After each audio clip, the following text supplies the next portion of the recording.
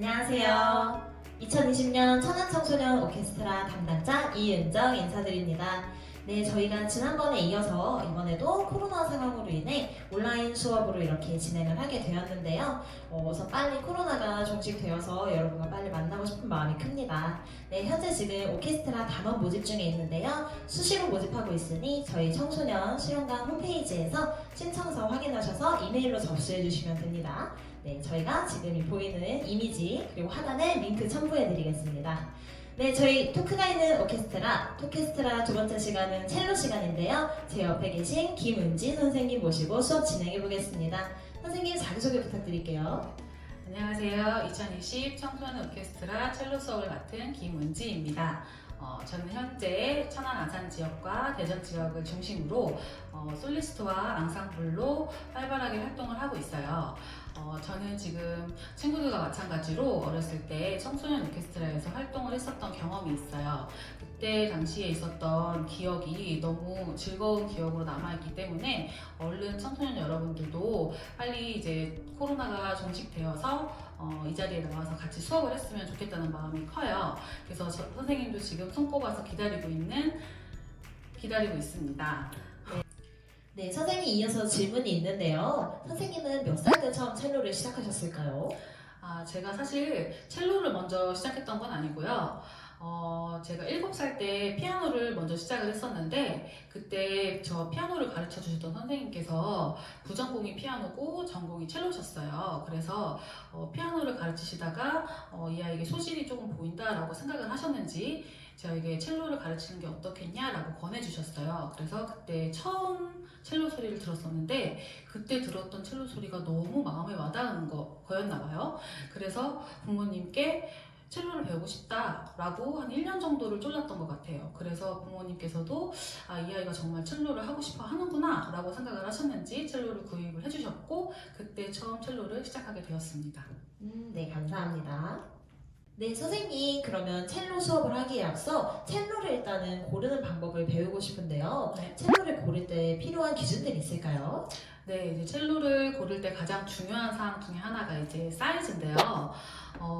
만약에 본인의 키가 155 이상이다라고 하는 친구들은 4분의 4 사이즈, 가장 첼로 큰 사이즈를 주문을 하시면 되세요. 그리고 145 이상에서 155 사이에 있는 친구들은 그보다 한 단계 밑에인 4분의 3 사이즈를 구매를 하시면 되시고, 그리고 130 이상, 145 미만인 학생들은 4분의 2 사이즈 아니면은 2분의 1 사이즈를 구매를 하시면 됩니다. 그리고 그 밑에 이제 130 밑에인 친구들은 4분의 1 사이즈, 가장 작은 사이즈인데요. 그 사이즈로 구매를 하시면 되세요. 그리고 혹시라도 본인이 앉은 키로 해서 한다라면은 조금 무리해서 큰 사이즈라기보다는 조금 한 단계 작은 사이즈로 구매하시는 것도 좋은 방법이라고 생각합니다. 두 번째로 이제 신경 쓰셔야 되실 부분은 악기의 상태인데요. 물론 새 악기들은 다 튼튼하게 만들어져 있겠지만 혹시라도 악기에 흠집이 나 있지 않는지, 그리고 이제 뭐 크랙이 가 있지 않는지,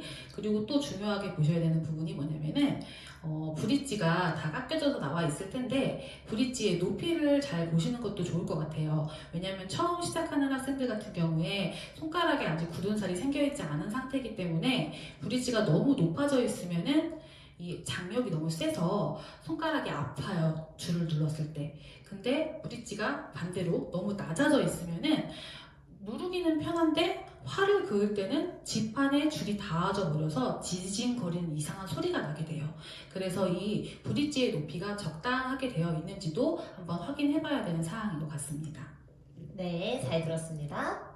네, 선생님 지금까지 첼로 고르는 방법을 배워봤는데요. 그럼 첼로 가격대는 어떤지 좀 궁금해요. 첼로 가격은 어느 정도로 예상하면 될까요? 네, 첼로는 이제 여러분이 아시다시피 바이올린보다 첼로가 더 크죠. 그렇기 때문에 이제 나무가 바이올린보다 더 들어가는 이제 용량이 더 크겠죠. 그렇기 때문에 조금 더 가격대는 좀 비싼 편이에요. 근데 첼로는 만약에 새 악기로 구입을 하시게 된다면은 그리고 케이스, 송진, 활, 그리고 뭐 티자 뭐 이런 부분들이 다 이제 풀세트로 구성이 되어 있는 게 거의 50만 원 중반에서 60만 원 초반 정도에 구입을 하실 수 있으십니다. 그리고 조금 더 저렴하게 구입을 하실 수 있는 방법도 있는데 그 방법으로는 이제 중고 악기를 구입하실 수 있는 방법이 있어요. 그런 중고 악기를 구입하는 장점은 악기를 좀 더 저렴한 가격에 구입을 할 수 있다라는 것. 하지만 단점도 있긴 있어요. 악기 상태를 잘 유념해서 보셔가지고 구입을 하셔야 돼요. 혹시 크랙이 많이 가지 않았는지. 제일 중요한 거는 목이 부러진 악기는 절대 구매하지 않으시는 게 좋으실 것 같아요. 네, 알겠습니다. 감사합니다. 네, 지금까지 첼로 고르는 방법 그리고 가격을 알아봤고요. 이제 본격적으로 첼로 그리고 활 그리고 올바른 자세 한번 배워볼 건데요. 먼저 활을 올바로 잡는 방법 먼저 말씀해 주시면 감사하겠습니다. 네. 일단 여기 이렇게 활이 있어요. 활을 잡기 전에 일단 왼손으로 활대를 먼저 이렇게 잡아줄 거예요. 활대를 잡아서 일단 균형을 이렇게 잡아줄 거고요. 그리고 5개 손가락 중에 이 가운데 손가락으로 이 밑에 보면은 요 은색깔이 보이실 거예요. 은색깔을 우리가 활털 이음틀이라고 해요. 그리고 활털 이음틀과 활털 사이에 가운데 손가락을 이렇게 위치해 둡니다. 이랬을 때 여기서 주의할 점은 뭐냐면요. 이렇게 제가 한번 뒤집어 보여 드릴게요. 너무 이렇게 많이 튀어나와도 안 되고요. 너무 이렇게 숨어져 있어도 안 돼요. 이렇게 조금 빼꼼 나와 있는 정도고요. 그리고 이쪽 끝쪽과 손가락 안쪽이 다 두 군데가 이렇게 안쪽이 다 닿아져 있어야 합니다. 자, 첫 번째로는 가운데 손가락이 이렇게 닿아져 있어야 하고요. 그리고 두 번째로는 약지 손가락이 이렇게 활대 위에 얹어져야 하고, 그 다음에 새끼손가락이 이렇게 활대 위에 적당한 간격이 벌어진 상태로 얹어져야 합니다. 그리고 자, 요 엄마 손가락이라고 하는 요 집게손가락의 역할이 중요한데요. 집게손가락은 이 은색깔 쇠가 이렇게 감겨져 있는 모양이 있을 거예요. 이 쇠가 감겨져 있는 모양과 이 검정 색깔의 가죽으로 둘러싸여져 있는 부분이 있는데 이 부분을 살짝 이렇게 감싸듯이, 다시요, 이렇게 감싸듯이 밀착시켜 줍니다. 자, 가장 또 중요한 거는 엄지손가락인데요. 엄지손가락은 이 손가락들의 방향으로 이렇게 펼치는 모양이 아니라 둥글게 말아서, 자, 이쪽으로 보여드릴게요. 둥글게 말아서 이쪽에 홈이 있어요. 근데 제 활 같은 경우는 지금 제가 고무를 씌워놨는데 고무를 빼시면 아마 그 친구들 활에는 여기 안에 홈이 이렇게 있을 거예요. 이 홈 안에다가 엄지손가락을 이렇게 둥글게 이쪽 면에다가 둥글게 이렇게 잡아주시면 돼요. 그래서 앞에서 봤을 때는 둥근 모양. 근데 이제 이렇게 하고선 힘을 꽉 잡고 있는 것이 아니라 이 상태에서 왼쪽으로 조금만 이렇게 기울여지는 모양으로 힘을 빼시는 게 좋습니다. 네, 감사합니다. 네, 이어서 첼로 잡는 방법 그리고 올바른 자세까지 배워보려고 하는데요.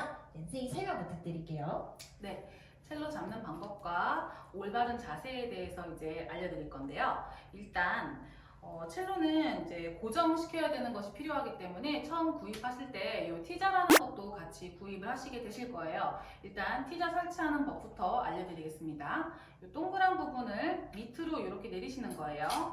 밑으로 양쪽을 내리시고 뒤집으시면 이렇게 Y자 모양이 될 거예요. 자, 이 Y자 모양을 그대로 의자의 앞에 홈에 그대로 끼워주시면 됩니다. 이 나무에 구멍 있는 쪽이 앞쪽을 향해서 보도록 끼워주셔야 돼요. 자, 이 상태에서 일단은 악기 명칭에 대해서, 각 부분의 명칭에 대해서 먼저 짚고 넘어갈 건데요.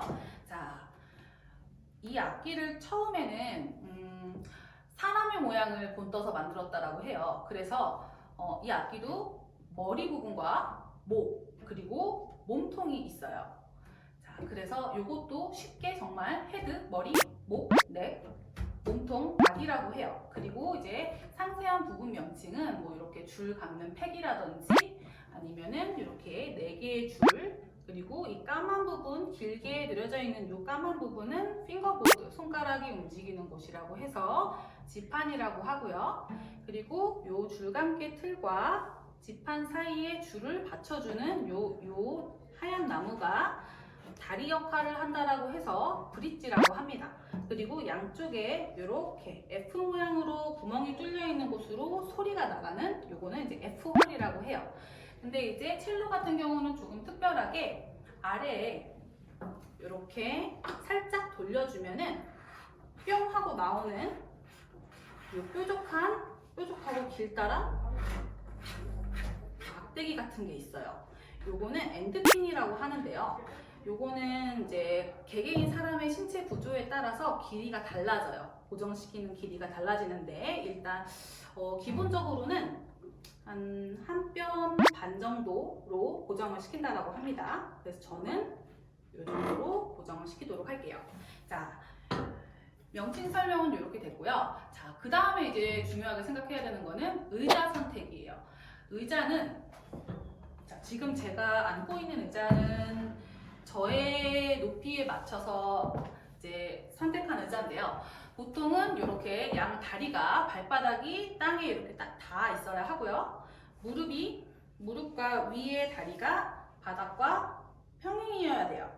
그 정도 나랑 맞는 이렇게 앉은 자세의 의자를 선택을 했으면 이 3분의 1 정도 엉덩이는 아니면 반 정도만 걸쳐서 앉으시고 등을 허리에 이렇게 뒤로 기대시거나 아니면 한쪽으로 이렇게 비스듬히 앉으시면 안 되고 이렇게 정자세로 다리는 어깨 너비로 벌려주고 살짝 앞으로 기울여서 한 번에 이렇게 일어날 수 있는 자세가 가장 좋은 자세입니다. 자, 이 자세로 이제 첼로를 바른 자세로 안아볼 건데요. 첼로를 잡을 때는 이렇게 한쪽 손으로 이 들어간 부분을 이렇게 걸치고 목을 이렇게 잡아주는 게 가장 안전한 것 같아요, 제 생각엔. 자, 이제 엔드핀에 본인의 높이에 맞게 어떤 높이에 맞는 거냐면 이렇게 가슴 안쪽하고 이 뒷부분이 닿는 게 맞는 높이예요. 자, 가슴 안쪽과 이 뒷부분이 이렇게 닿고요. 나의 왼쪽 얼굴 옆쪽으로 넥이 오게 됩니다. 그리고 다리 안쪽으로 이 뾰족한 부분이 걸쳐지게 돼요. 이때 주의하실 점은 뭐냐면은 이 뾰족한 부분이 걸쳐진다라고 해서 다리를 양쪽으로 이렇게 힘을 준다는 거는 절대 아니에요. 그냥 첼로가 내 몸에 이렇게 기대지는 느낌이셔야 돼요.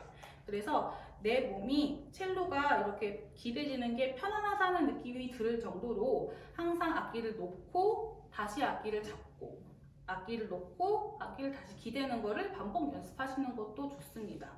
너무 얼굴 쪽으로 지판이 가까이 오시면 손을 움직여야 하는데 방해가 되기 때문에 조금은 떨어지게 잡으시는 게 좋고 몸은 틀어지는 것보다 똑바로 된 상태로 악기를 편안하게 안을 수 있는 자세가 가장 좋은 자세입니다.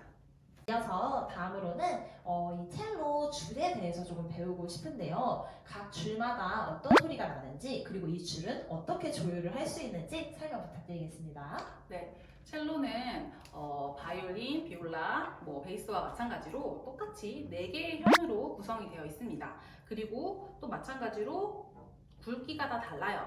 자, 이렇게 제일 오른쪽에 있는 제일 두꺼운 줄은 낮은 음역이에요. 정말 낮은 음역으로 도라는 소리가 납니다. 그리고 그 옆에 중간으로 그 두 번째로 두꺼운 소리는 솔이라는 소리가 납니다. 자, 지금까지 도, 솔이었어요. 그 다음에 이제 조금 얇아집니다. 레라는 소리가 나고요. 그 다음에 가장 얇은 줄, 그나마 첼로에서 높은 음으로 나오는 소리가 라라는 소리가 나요. 그래서 이 4개 줄의 소리는 도, 솔, 레, 라 이렇게 4개의 소리가 나고 있고요. 각 현이 5도씩 진행이 돼요. 그래서 피아노도 마찬가지로 건반을 우리가 도, 레, 미, 파, 솔, 라, 시, 도 이렇게 누르잖아요. 이것도 마찬가지로 도, 레, 미, 파, 솔, 라, 시, 도, 레, 미, 파, 솔, 라, 시, 도. 네, 이렇게 5도씩 올라가게 되어 있습니다. 이제 조율하는 법 한번 알려드릴게요.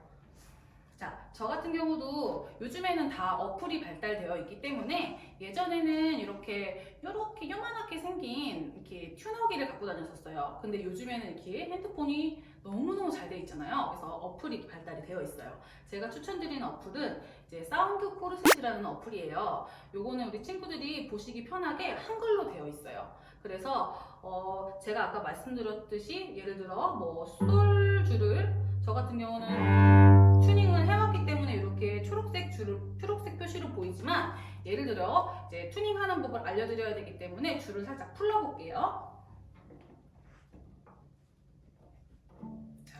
자, 이상한 소리로 풀려버렸어요. 그쵸? 자, 이렇게 줄이 풀려져 버렸을 때 어떻게 튜닝을 해야 되는 것인가?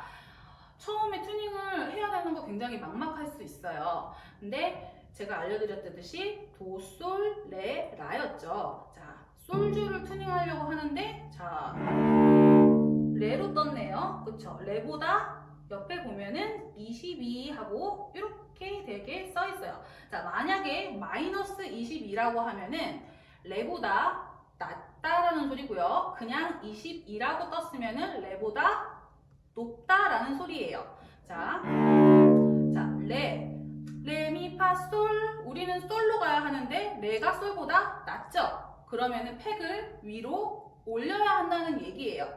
자, 팩을 올려볼 건데 저번 시간에 바이올린 선생님도 말씀하셨지만 이 팩은 그냥 꽂혀 있는 거기 때문에 눌러서 이 옆으로 밀면서 돌려야 해요. 자, 밀면서 돌립니다.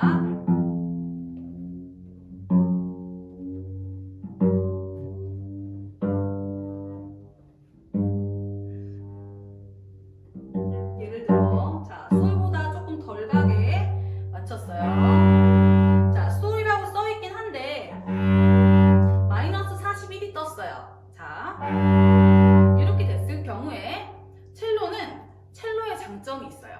자, 바이올린은 이 세 개 줄이 미세 조리개가 없습니다. 그리고 제일 얇은 줄에만 미세 조리개가 있어요. 첼로는 4개 줄에 다 미세 조리개가 있어요. 이 미세 조리개가 약 장이음 정도, 두음 정도를 상행하고 하행할 수 있을 정도로 큰 역할을 해줘요. 그래서 예를 들어 제가 지금 솔을 42? 조금 올라갔네요. 자, 이 정도에서 미세 조리기를 사용해서 올려볼 거예요. 제 거는 좀 제가 많이 올려놨네요. 다시 풀어볼게요. 자.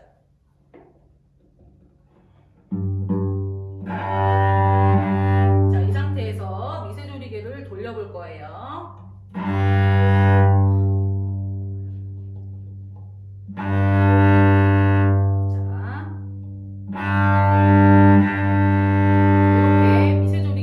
미세 조리개로 이렇게 움직이면은 소리를 조절을 하실 수 있습니다. 이렇게 첼로는 그래서 위에 소리만 어느 정도 맞춰놓으면은 밑에 미세 조리개로 움직이시기가 쉽기 때문에 조금 더 튜닝을 하실 때 수월하게 하실 수 있을 거라고 생각이 듭니다. 네, 정말 꿀팁 감사드립니다. 네, 지금까지 첼로 수업 진행해보았는데요. 선생님, 마지막으로 우리 친구들에게 하고 싶은 말씀 있으시면 부탁드릴게요. 네, 오늘 영상으로 이렇게 만나뵙게 돼서 너무 반갑기도 하고 떨리기도 하고 했었는데요. 일단 제가 첼로를 하면서 이 첼로 소리가 너무너무 좋잖아요. 첼로는 인간의 심장과 가장 가까운 악기라고도 하고요. 사람의 목소리와도 가장 흡사한 악기라고도 해요. 그래서 그런지 사람의 마음을 가장 심금을 울릴 수 있는 악기인 것 같아요. 우리 첼로 친구들이 열심히 첼로를 배워서 또 이 코로나가 빨리 종식이 되어서 하루빨리 수업을 할 수 있는 날이 왔으면 좋겠어요. 선생님이 오늘 영상에서는 좀 딱딱하게 설명한 부분이 있을지도 모르겠지만 선생님 굉장히 재밌는 사람이에요. 그래서 빨리 만나서 친구들 얼른 빨리 보고 싶어요. 네, 저도 같은 마음이다, 선생님. 네, 이렇게 지금까지 토케스트라 2회차 첼로 수업 진행해보았고요. 다음 시간에는 클라리넷 수업으로 찾아뵙도록 하겠습니다. 저희 지금 천안청소년 오케스트라 담원 모집 중에 있으니까요. 여러분 많은 관심과 신청 부탁드립니다. 그럼 여러분 다음 시간에 만나요. 여러분 안녕!